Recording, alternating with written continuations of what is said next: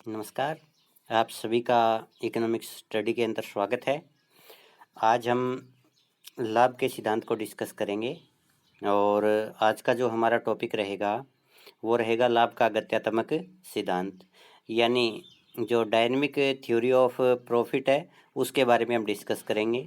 और ये जो थ्योरी है ये जे.बी. क्लार्क ने दी थी। तो आइए शुरू करते हैं।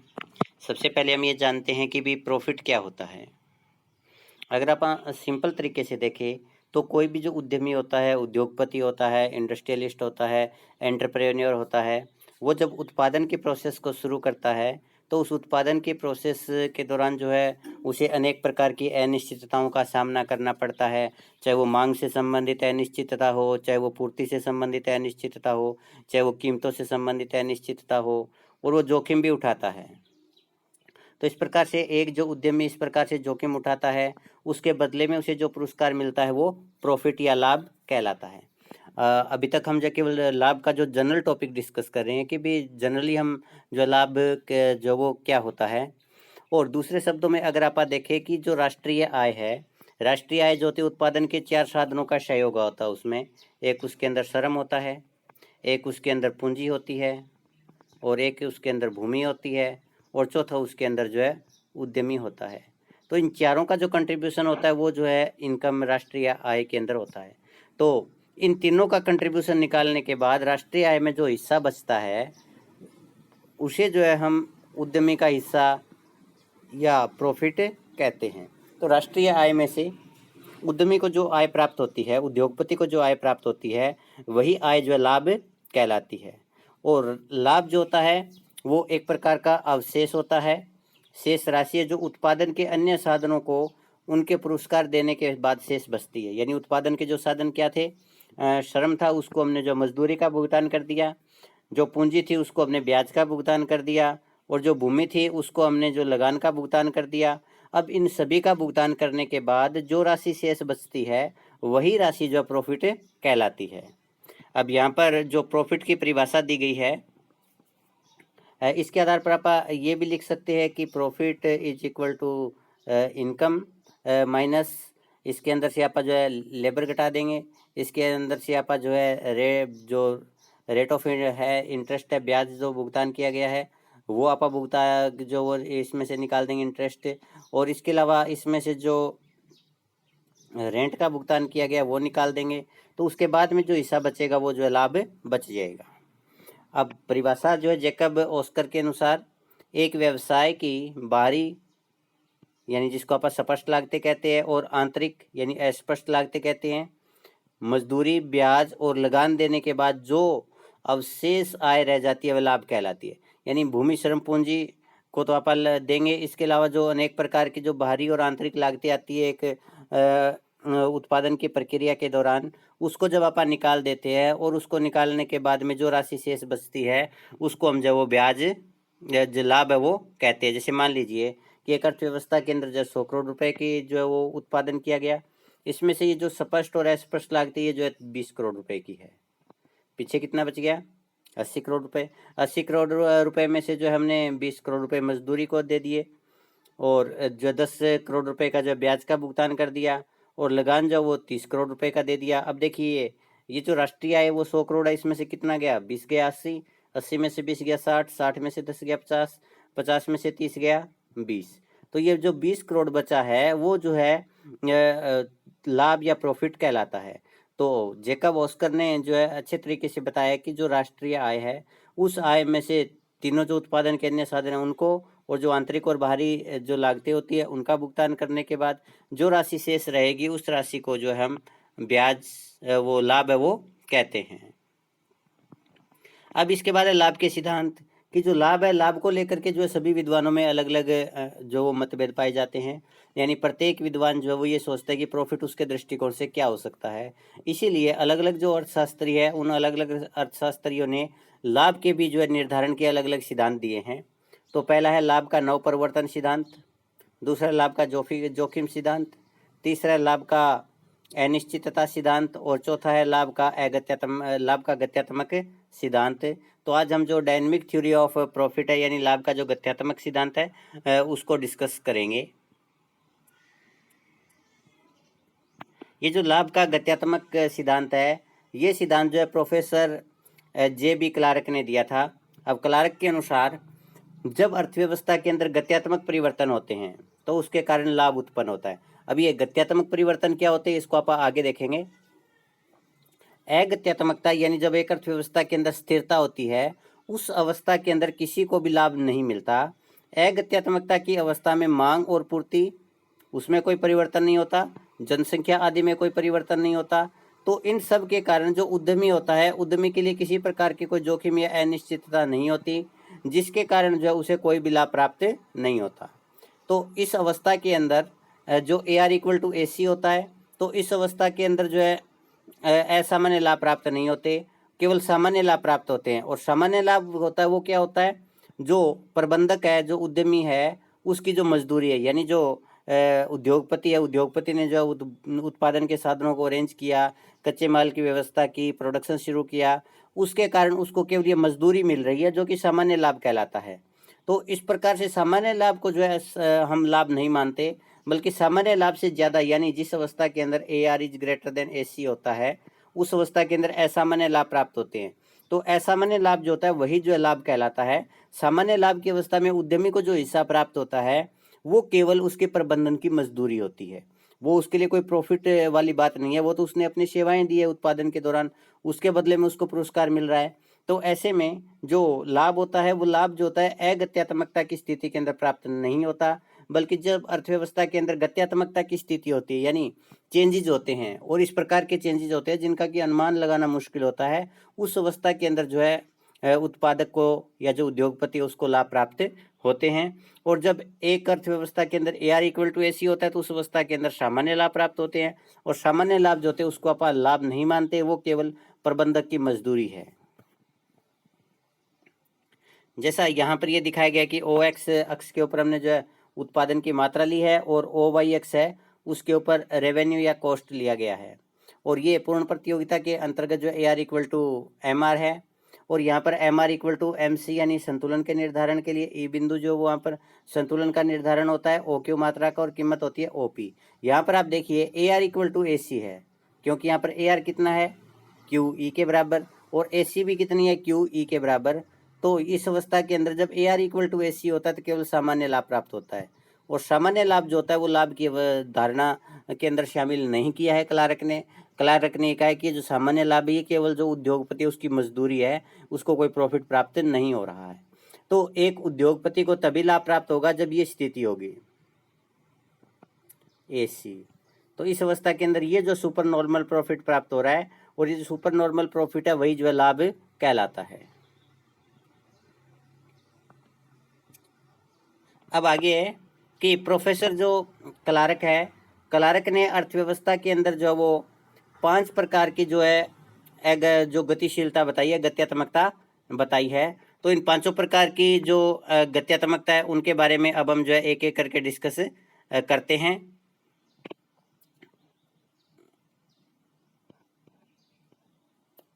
यहाँ पर जो पहली प्रकार की जो गत्यात्मकता वो है जनसंख्या बढ़ती जाती है, पॉपुलेशन इज इंक्रीजिंग।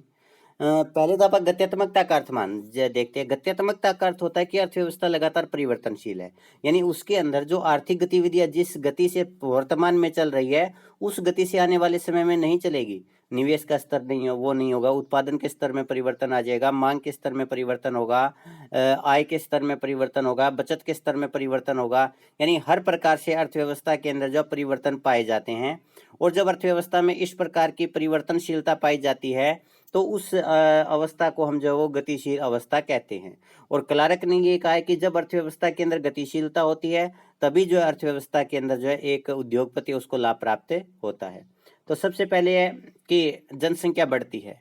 जब जनसंख्या अर्थव्यवस्था के अंदर बढ़ती है तो जनसंख्या के बढ़ने के कारण जो है मांग में वृद्धि होती है, यानी पहले जो मांग थी मांग उसकी तुलना में ज़्यादा होगी, और जब मांग ज़्यादा होगी और अलग अलग प्रकार की वस्तुओं की मांग बढ़ेगी तो उसके कारण जो है अर्थव्यवस्था के अंदर जो कीमत स्तर में वृद्धि होती है, और जब कीमत स्तर में वृद्धि होगी तो उसके कारण जो है सुपर नॉर्मल प्रॉफिट प्राप्त होने लगते हैं, और एक जो उद्योगपति है उसको जो है लाभ मिलने लगते हैं। दूसरा, पूंजी में वृद्धि। जो अर्थव्यवस्था होती है, अगर अर्थव्यवस्था के अंदर लगातार पूंजी की मात्रा में वृद्धि हो रही है, पूंजी की मात्रा में कब वृद्धि होगी? जब लगातार नया इन्वेस्टमेंट किया जाएगा। तो जैसे जैसे हम अर्थव्यवस्था के अंदर इन्वेस्टमेंट करते चला जाते हैं, वैसे वैसे जो होता है अर्थव्यवस्था के अंदर जो है नया निवेश होगा। नए निवेश के कारण पूंजी में वृद्धि होगी, और जब पूंजी की मात्रा बढ़ेगी तो उसके कारण प्रोडक्शन बढ़ेगा, और प्रोडक्शन बढ़ेगा तो उसके कारण जो लोगों को ज़्यादा रोजगार मिलेगा। रोजगार मिलने से लोगों की इनकम बढ़ेगी, और जब लोगों की इनकम बढ़ेगी तो डिमांड ज़्यादा करेंगे, और जब डिमांड ज़्यादा होगी तो उसकी वजह से अर्थव्यवस्था के अंदर कीमत स्तर में वृद्धि होगी, और अर्थव्यवस्था जो है सुपर नॉर्मल प्रॉफिट की अवस्था के अंदर संतुलन में होगी, और एक उद्योगपति जो उसको लाभ प्राप्त होते हैं। तो जब अर्थव्यवस्था के अंदर पूंजी की मात्रा में परिवर्तन होता है तो वो भी जो है क्लार्क के अनुसार एक प्रकार से गतिशीलता की अवस्था है। आगे है उत्पादन की विधियों में सुधार होता है। Methods of production are improving, कि उत्पादन की विधि जो होती है वो लगातार इम्प्रूव होती चली जाती है, लगातार बदलती चली जाती है, क्योंकि अर्थव्यवस्था के अंदर जब लगातार नई नई टेक्नोलॉजी आते हैं, नए नए आविष्कार होते हैं, तो उसके कारण अर्थव्यवस्था के अंदर बेहतर टेक्नोलॉजी का प्रयोग किया जाने लगता है। और जब बेहतर टेक्नोलॉजी का प्रयोग किया जाएगा तो उससे एक तरफ जो कॉस्ट ऑफ प्रोडक्शन में कमी आती है, दूसरी तरफ जो प्रोडक्टिविटी बढ़ती है, तो प्रोडक्टिविटी के बढ़ने के कारण जो होता है वहाँ पर प्रॉफिट है वो प्राप्त होते हैं। तो इस प्रकार से उत्पादन की जो विधियाँ होती है उनमें जो परिवर्तन है वो भी जो है एक प्रकार से अर्थव्यवस्था के अंदर गतिशीलता लेकर के आते हैं, क्योंकि जब नई उत्पादन की विधियों का प्रयोग किया जाएगा तो वहाँ पर इन जो है वो इन्वेस्टमेंट भी पहले से ज़्यादा होगा, क्योंकि नई टेक्नोलॉजी यूज करनी है तो इन्वेस्टमेंट तो करना ही करना पड़ेगा। तो इस प्रकार से अर्थव्यवस्था के अंदर जो गतिशीलता आती है। नेक्स्ट है औद्योगिक संस्थानों के रूप बदल जाते हैं, यानी जो अकुशल संगठन होते हैं उनका स्थान जो कुशल संगठन ग्रहण कर लेते हैं। Forms of industrial establishment are changing, the less efficient firms are going out of the market and the more efficient ones are surviving. यानी अर्थव्यवस्था के अंदर जो लाभ प्राप्त होता है उसका एक कारण ये होता है कि जो पहले जो औद्योगिक संस्थान थे, यानी फैक्ट्रियां थी, उद्योग थे, संस्थाएं थी, वो संस्थाएं जो कुशलतापूर्वक कार्य नहीं कर रही थी।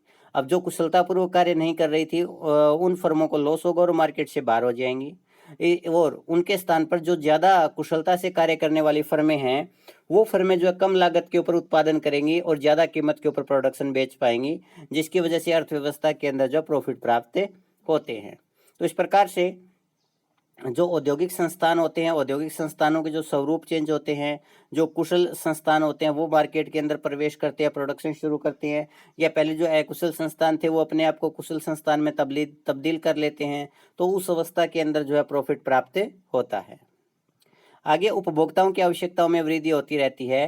Wants of consumer are multiplying, यानी बहुत तेजी से जो है वो बढ़ती है। तो जब उपभोक्ताओं की आवश्यकताओं में तेजी से परिवर्तन होते हैं तो उसके कारण एक तो वो वर्तमान में जिन वस्तुओं का कंजप्शन कर रहे हैं उनकी ज़्यादा डिमांड करेंगे, इसके अलावा वो नए नए प्रोडक्ट की डिमांड भी करने लगते हैं, और जब नए नए प्रोडक्ट की डिमांड करने लगते हैं तो उसके कारण अर्थव्यवस्था के अंदर जो वो एक प्रकार की गतिशीलता आती है, क्योंकि उसके कारण नए नए जो प्रोडक्शन मार्केट में आएंगे, नई नई वस्तुओं के जो वो प्रोडक्शन किया जाएगा, उसके कारण जो है मांग में वृद्धि होगी, उसके कारण कीमतें बढ़ेंगी, और जब कीमतें बढ़ेंगी तो जो प्रॉफिट है वो जो है ज़्यादा प्राप्त होने लगेंगे। तो इस प्रकार से ये जो उपभोक्ताओं की आवश्यकता होती है इनमें परिवर्तन आने से भी अर्थव्यवस्था के अंदर गतिशीलता आती है। तो ये जो उपरोक्त कारण है, इन सब कारणों के कारण अर्थव्यवस्था के अंदर अनिश्चितता पैदा होती है, कीमत और लागत के अंदर परिवर्तन आता है, और कीमत और लागत में परिवर्तन के कारण जो लाभ है वो उत्पन्न होता है।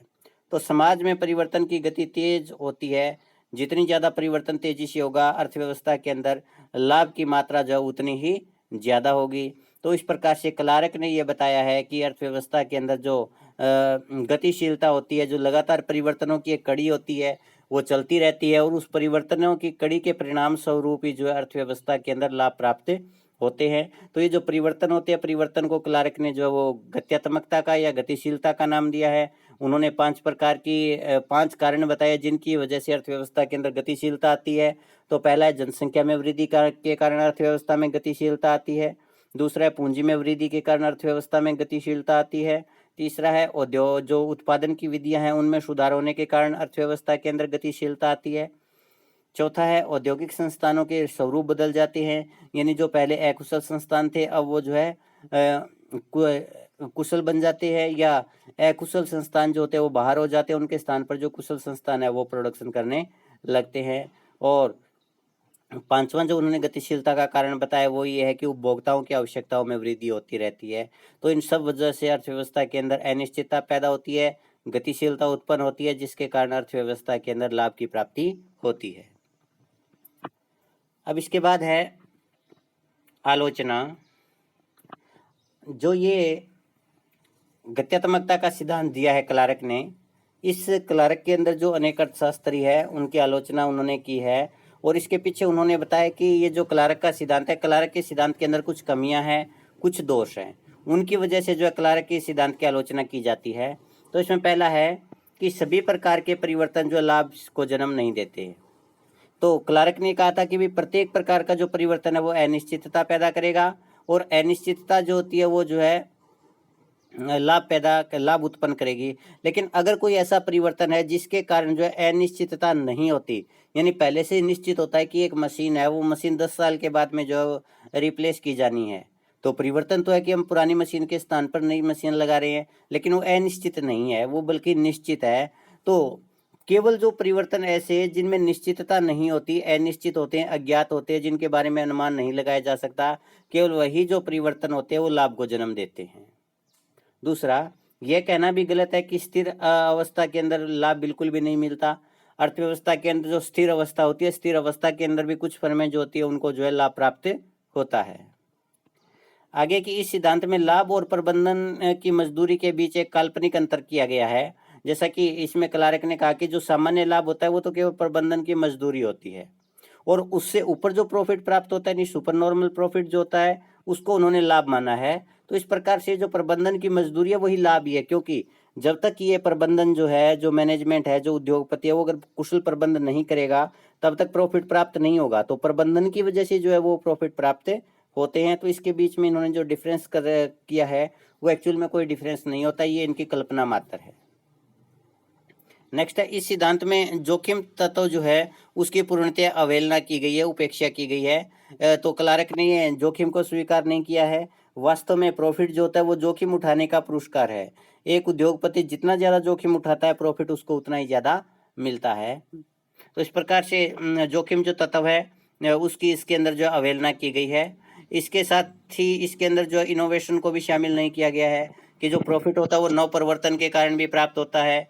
तो नव परिवर्तन जो प्रॉफिट का एक कारण होता है, जो कि इसके अंदर शामिल नहीं किया गया है। अब हम मूल्यांकन वाला पार्ट देखते हैं कि अब तक हमने जो किया है वो कितना कुछ समझ में आया आपको इन क्वेश्चन के जवाब देने हैं। अगर आपको इन सभी क्वेश्चन के जवाब अच्छे से आते हैं, इसका मतलब आपको ये टॉपिक क्लियर है। पहला है, लाभ क्या है। दूसरा है, लाभ के गत्यात्मक सिद्धांत की आलोचनात्मक व्याख्या कीजिए। तो पहले हमें जो बताना है कि लाभ का गत्यात्मक सिद्धांत जो वो क्या है, उसके बाद में आलोचनात्मक व्याख्या भी इसमें पूछी गई है। तो साथ में ये भी बताना है कि जो गत्यात्मक सिद्धांत है लाभ का, उसके अंदर जो वो क्या कमियां हैं जिसकी वजह से इसकी आलोचना की जाती है। और इसके साथ अपना ये टॉपिक समाप्त होता है। धन्यवाद।